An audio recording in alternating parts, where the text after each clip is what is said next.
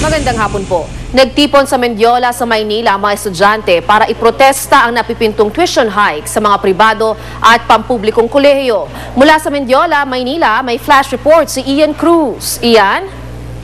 Lala sa mga sandaling ito ngay natitipon na rito sa Mendiola ang ilan daang mga estudyante para nga iprotesta yung napipintong pagtataas ng tuition fee sa mga pampubliko at pribadong kolehiyo sa iba't ibang panig ng ating bansa.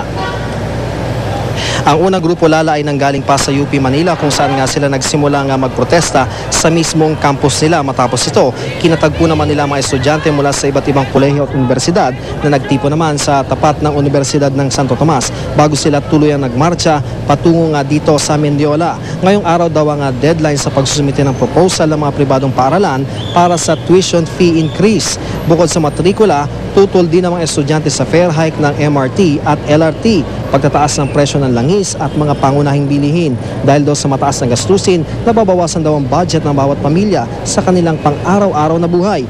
Kasama raw na tatapyasan ng alokasyon sa araw-araw ay ang panggastos nilang mga mag-aaral. Kaya naman dapat raw magkaroon na ng regulasyon sa matrikula. Narito ang pahayag ng taga-NUSP. Ang 80% college dropout ay lalaki pa ho ng 90% kung hindi pipigilan ng gobyernong ito ang mga sunod-sunod na pagtataas ng matrikula. Nagtaas na ho lahat, pamasahe namin sa aming pagpasok, yung aming pong kakainin, pati panligo namin, yung kuryenteng binabayaran sa aming mga bahay, pati ho mga matrikula sa aming mga paaralan ay kanilang tataasan. Kaya gayong ang sahod naman ng mga magulang namin, hindi naman ho tinataasan. Kaya naririto po ang mga kabataan para kalampagin ho ang gobyernong Aquino na i-regulate na ho ang matrikula. Lala, nagpapatupad naman ang maximum tolerance ang Manila Police District sa mga nagpoprotesta ng mga estudyante na inaasahan din natin na magdi-disperse ngayong hapon. Lala? Maraming salamat, Ian Cruz. Sa ibang balita, nagtali ng pink ribbons ang grupong Gabriela sa Quezon City. Sinimulan nila ito sa Welcome Rotonda at umabot hanggang Batasang Pambansa.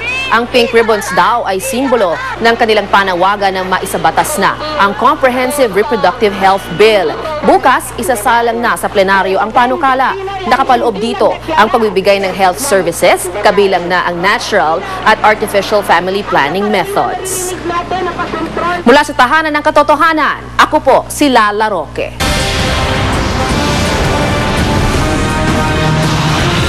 Isa sa 5 pugante si Teresa Rizal, napatay ng mga pulis. 3 balik kulungan at ang isa pa, hinahantig. Ilang tigre, sawa at imported na pusa nasa gift sa nasusunog na bahay sa Quezon City. At mga nagwagi sa 83rd Academy Awards, alamin, red carpet fashion sa CDP.